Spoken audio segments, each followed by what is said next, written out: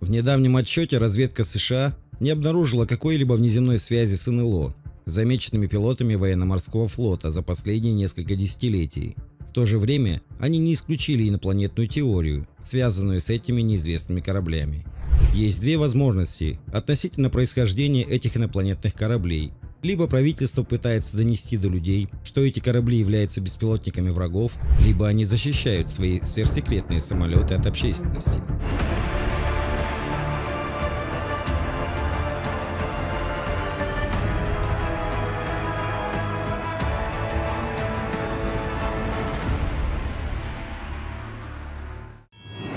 В 1950-х годах мир увидел первую настоящую летающую тарелку ВЗ-9 «Авракар», которая могла парить над землей и взлетать на максимальной высоте 3 фута со скоростью 56 км в час, 35 миль в час. Звучит нереально, что ВВС США и Авроканада вложили время и деньги в такую неудавшуюся технологию. Главным конструктором ВЗ-9 «Авракар» был британский авиаконструктор Джон Фрост, который обнаружил, что эффект Куанда обеспечивает возможность вертикального взлета и посадки летательного аппарата. Первоначальное финансирование своей работы Фрост получил от канадского правительства в 1952-53 годах. По его словам, форма диска была наиболее эффективной аэродинамической формой для гибкого маневрирования в воздухе с высокой скоростью. После многих лет исследований, в период с 1958 по 1959 год были построены два прототипа «Авракар». Испытания прошли не очень хорошо и потребовалось дальнейшее изменение в конструкции. К сожалению, проект был закрыт после того, как финансирование было прекращено, а американские военные отказались от новой модернизации компании. Это был последний авиационный проект Авроканада, и компания прекратила работу в 1962 году. Хотя проект Авракар был отклонен, правительство США работало над более совершенными проектами.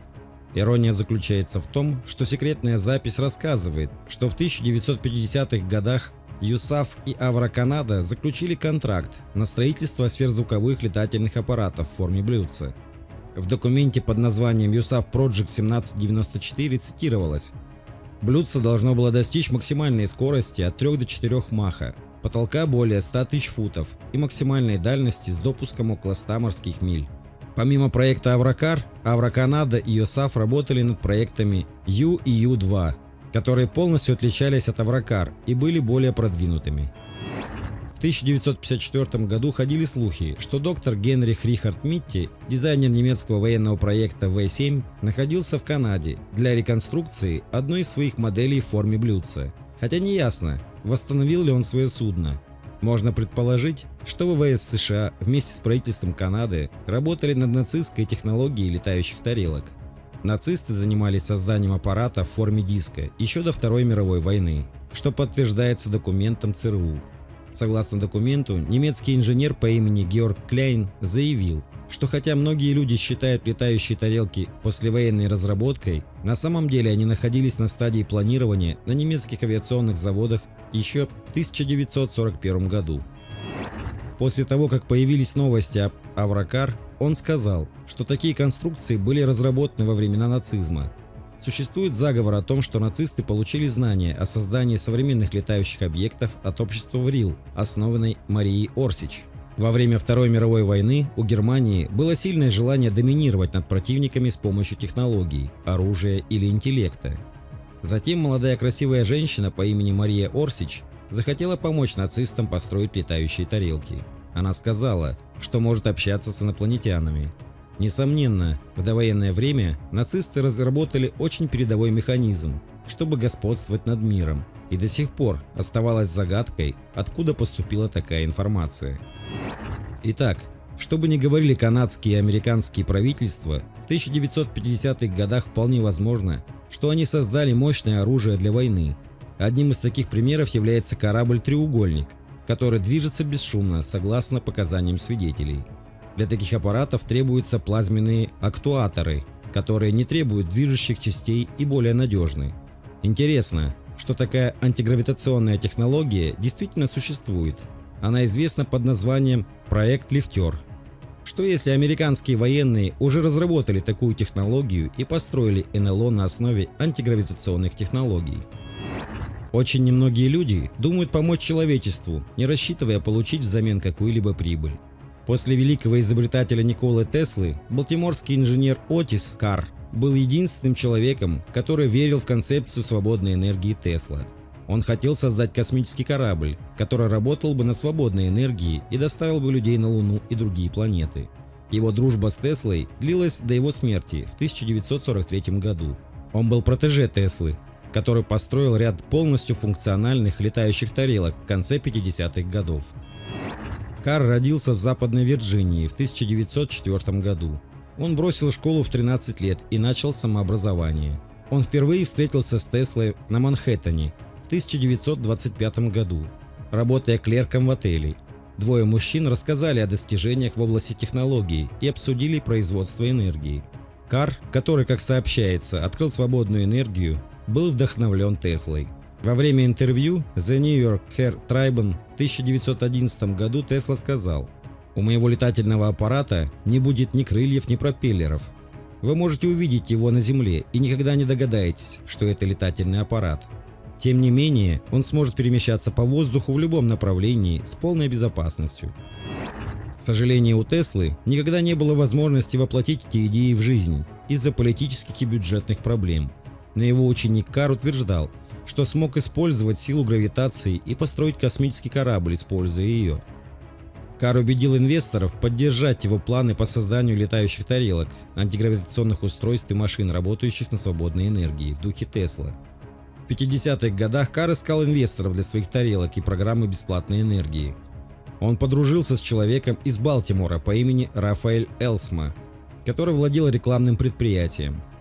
Узнав об идеях Карра, Элсма предложил ему место для разработки изобретений с использованием технологии Тесла. Позже он основал OTS Enterprise Inc. В 1957 году рекламодатели выдвинули Карра как величайшего ученого и назвали его создателем решения проблемы источников энергии, свободной энергии, производимой гравитационным двигателем Каротта. Его самое спорное изобретение было приведено в действие электрическим аккумулятором Утрон, описываемым как космический аппарат четвертого измерения или космический корабль OTS-X1, другими словами, летающая тарелка. Карр продемонстрировал свою модель космического корабля, который должен был полететь на Луну. Карр не смог бы разработать эту технологию, если бы Тесла не поделился с ним своими идеями антигравитационной тяги много лет назад.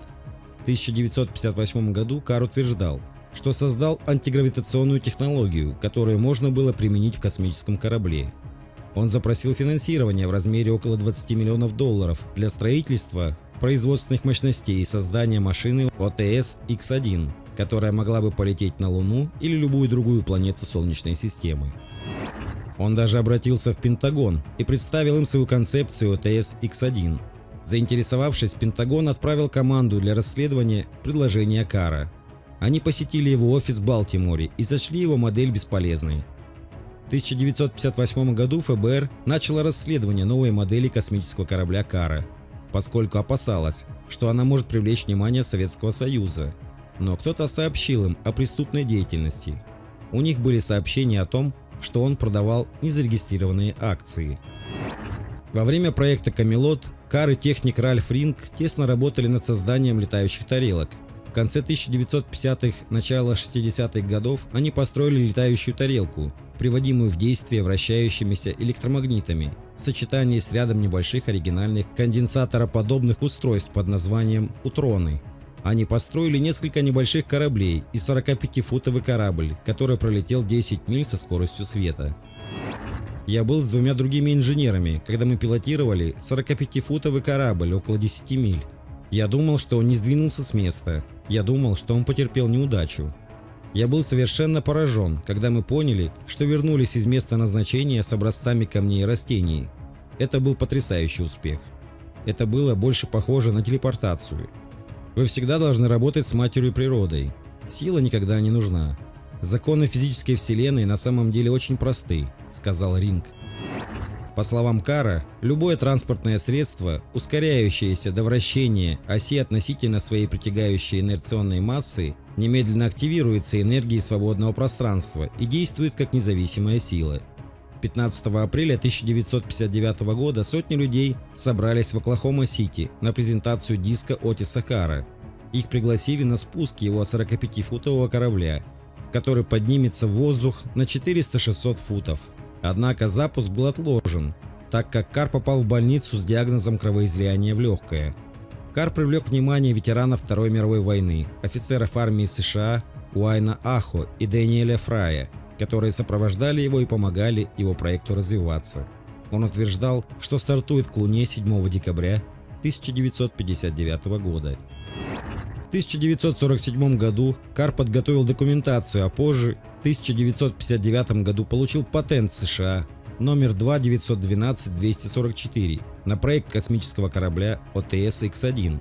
Несмотря на то, что ведомство США по патентам и товарным знакам не признало идею бессрочно движущейся машины, а устройство Карра использовало именно такой принцип. В 1960 году Карр был признан виновным в продаже незарегистрированных акций в Оклахоме, а в январе ему было предъявлено обвинение в мошенничестве на сумму $50 тысяч. Он был отправлен в тюрьму на 14 лет, а тем временем его лаборатория была разрушена, а все его прототипы были уничтожены правительством. Членов его команды попросили не вступать в контакты друг с другом.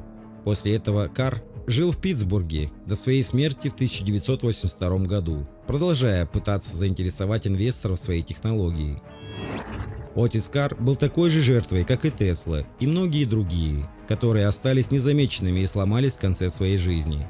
Все новые разработки не проходят без вмешательства правительства и других заинтересованных сил, противодействующих продвижению любых новых технологий и особенно бесплатных и нескончаемых альтернативных источников энергии. Кроме того, противники альтернативной энергии регулярно закапывают в землю все новые разработки и буквально стирают из жизни самих изобретателей. Напишите, что вы думаете об этом. Спасибо, что были со мной. Здоровья, мира и процветания вам и вашим близким. Пока.